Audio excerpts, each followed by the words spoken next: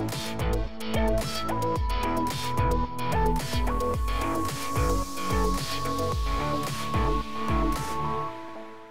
Gareth from a company called Deckbound. We're building a platform for issuing digital trading cards independent of ourselves and any other company, such that players take direct ownership of their cards in a public distributed database that's based on the Bitcoin blockchain.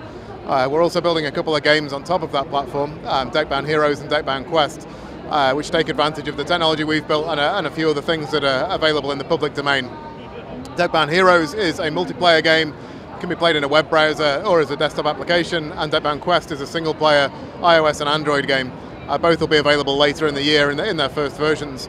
Deckbound cards are issued in a decentralized fashion, such that when a player takes ownership of a card, they can freely trade that card independently of ourselves and any other company.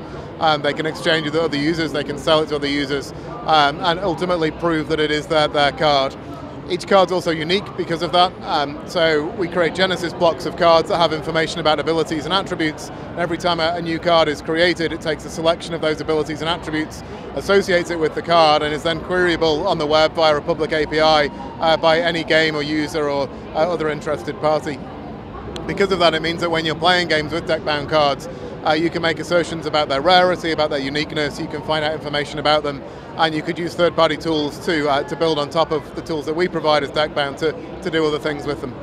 So I've been working on this for a couple of years personally. The business was launched last year, but the original inception of the idea was really out of my own personal interest in trading card games and skills-based games, really, that had player-owned assets.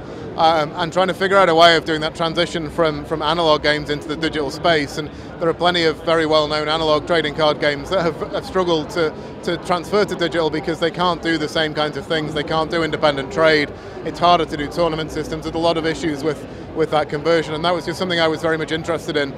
Separately, I was also interested in the cryptocurrency space and the blockchain space and how that worked, and the two things basically came together. I'm a games developer by trade, and I decided to make this my thing and to build a business out of it, and that's what got me to here. The currency space is interesting. Up until the last sort of year or so, it has been primarily around finance and currency, but people are really starting to recognize the value of the blockchain as a distributed data store now, and there's a number of initiatives and different projects using it for storage and other transferable tokenized assets.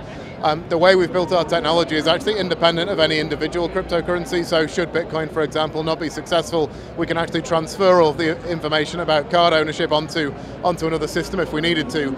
So we've kind of mitigated for any potential risk, but at the same time we're very enthusiastic about the space. We've got a lot of support from technologists and journalists and other interested parties in the space, and that's something that we intend to continue to do.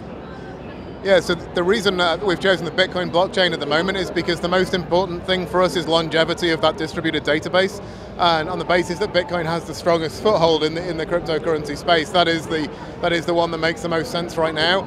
It's not necessarily the one that technologically makes the most sense for us. There are other things out there that we could use that would provide more for us. So we've actually written a layer called Bitbind.io, which is actually a public system that other people can use as well, that actually extends the Bitcoin blockchain somewhat for us and provides some more functionality that wouldn't otherwise be there.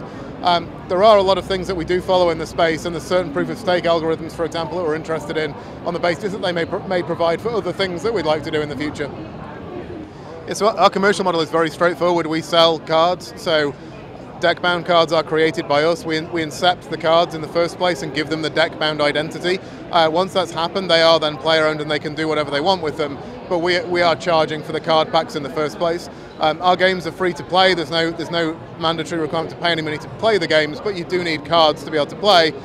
So we actually also have a system called the Nomad Card Pool, which is effectively a big pool of cards that we've sponsored. We've purchased the cards in that pool, and new players can borrow cards from that Nomad card pool to try the game out.